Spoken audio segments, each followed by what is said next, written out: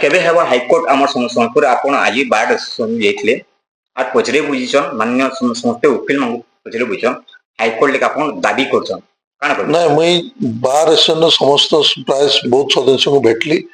आउ नुआ वर्ष शुभेच्छा मत देली और आशीर्वाद और सहयोग कामना कली केनता आम हाईकोर्ट बेंच कर पारमा और जेनटा कि बीजेपी सरकार निर्वाचन आगु निजे प्रतिश्रुति देते आम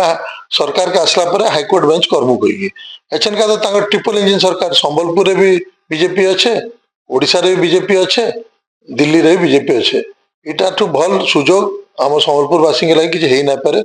तो आउ तापरे परे आमे देखला कि जेन से समय रे 2000 जेन गोटे गत जेन आंदोलन समय रे जेनटा सुप्रीम कोर्ट कहले कि नहीं डिजिटल कोर्ट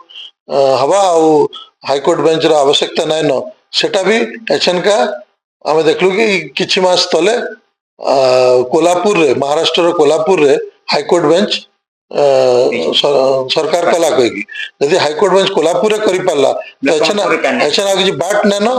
एचएन का बाध्यन संबलपुर भी करवा लगी हाँ आंतरिकता रहबा कथा बीजेपी सरकार रो ताकर जेन ट्रिपल इंजिन सरकार से किए काना करिथिला तू मैं मते भी करवार नाइन एटा बीजेडी दल हो बीजेपी दल हो कांग्रेस दल हो मुई भी गोटे समय रे जतले 2013 समस्ते आम बार एसोसिएशन रो प्रस्ताव रे मुई आगो वर्जन करथिली म्युनिसिपालिटी निर्वाचन तो आमे सबु बेले हृदय रु चाहिचु आ मुई भाबुचे सब संबलपुरवासी चाहिचन जे हाईकोर्ट बेंच संबलपुर हो से किए केन दल रे थाउ जतरे फर्क ना पड़वा तो मुई हेटाई कहूचे आमे आउ तू मैं नहीं करी